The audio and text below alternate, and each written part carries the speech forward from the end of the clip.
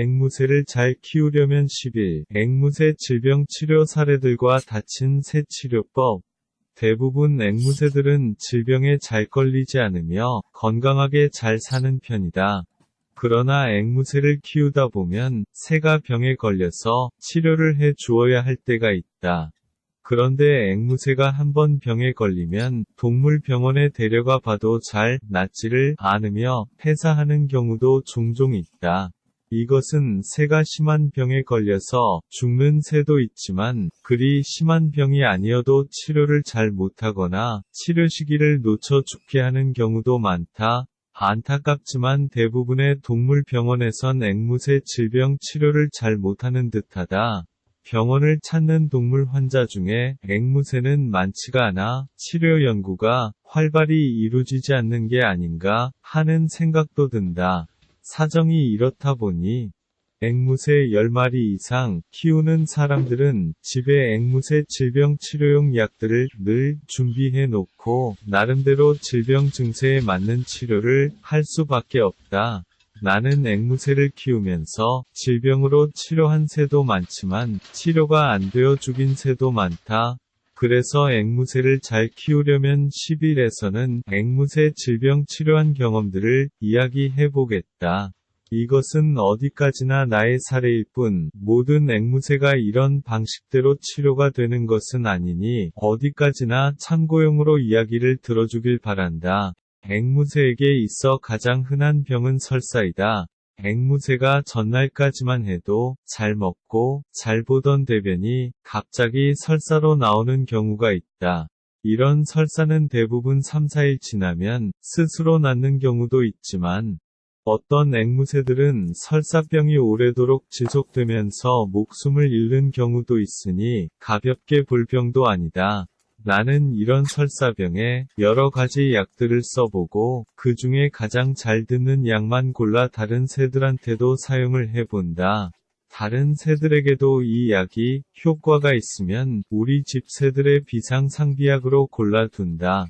또 감기 걸린 새도 이런 식으로 여러 가지 약들을 사용해보며 또 골라놓고 하여 우리 집엔 이런저런 약들이 있다.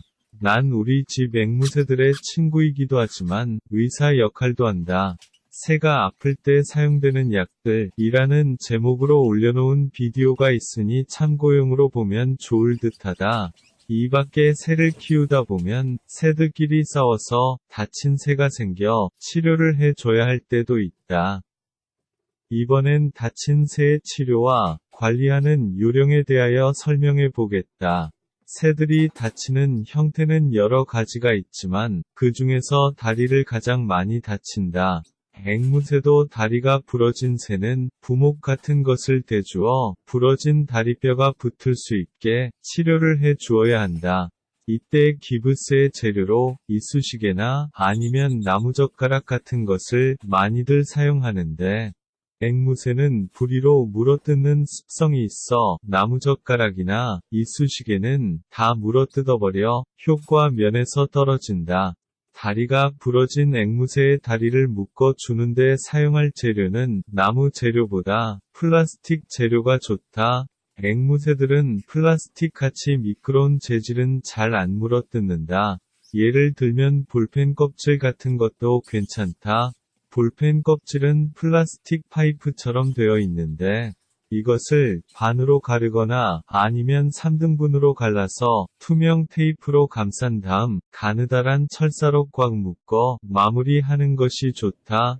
이때 맨살에 플라스틱 부목만 대주면 다리 살이 플라스틱 부목에 너무 꽉 껴서 아플 수가 있으니 부러진 다리 맨살에 먼저 얇은 거제 수건 같은 것으로 몇 번 감싸주고 부목을 대주는 것이 좋다. 만약 당신의 집에 다리가 부러진 새가 있다면 새 다리 굵기에 맞는 딱딱한 플라스틱 파이프로 기브스를 해주는 것이 좋다.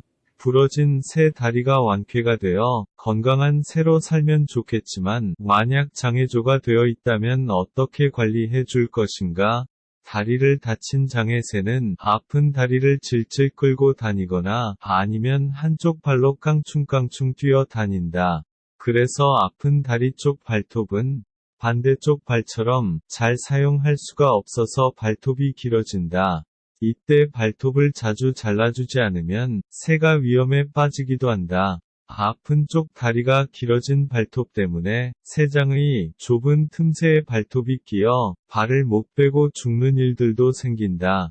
당신의 집에 장에 새가 있다면 지금 발톱부터 살펴보라. 발톱이 너무 길면 장에 새가 아니어도 밥그릇과 새장 사이 같은 좁은 틈새에 새 발톱이 끼어 새가 죽을 수도 있으니 발톱 관리도 잘 해주어야 된다. 그러나 새가 번식을 해야 된다면 발톱이 좀 긴 것이 좋다. 이유는 새가 짝짓기를 할 때 긴 발톱으로 암컷은 홧대를 잡거나 수컷은 암컷의 깃털을 잡고 사랑을 해야 되기 때문이다.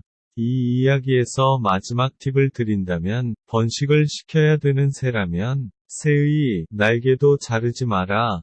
이유는 새가 짝짓기를 할 때 날개털이 짧으면 중심 잡기가 힘들어 짝짓기 성공률이 떨어진다. 앵무새 키우기에서는 앵무새를 잘 키우려면 이라는 제목 시리즈로 앵무새 키우는 유익한 정보들을 계속해서 올려드리고 있습니다. 구독하시면서 참고하시면 구독자님들은 앵무새 박사가 되실 것 같습니다. 앵무새 키우기를 방문해 주셔서 감사합니다. 앵무새 키우기 앵무새 키우기에서는 앞으로도 앵무새 정신과 치료, 앵무새 심리와 행동, 또 앵무새가 태어나서 성장하는 과정을 하루하루 사진으로 기록하여 앵무새 다큐멘터리를 만들고 있습니다. 앵무새 키우기를 구독하시면 계속해서 올라오는 정보들을 보시고 구독자님들은 어느새 앵무새 박사가 되어 있을 것입니다. 앵무새 키우기는 애조인들에게 유익한 앵무새 정보들을 알려드리려고 많이 노력하고 있습니다. 네이버에 있는 앵무새 키우기 카페에도 놀러 오셔서 애조인들이 알고 있는 많은 앵무새 정보와 이야기들을 공유해 주시면 더욱 더 감사하겠습니다. 앵무새 키우기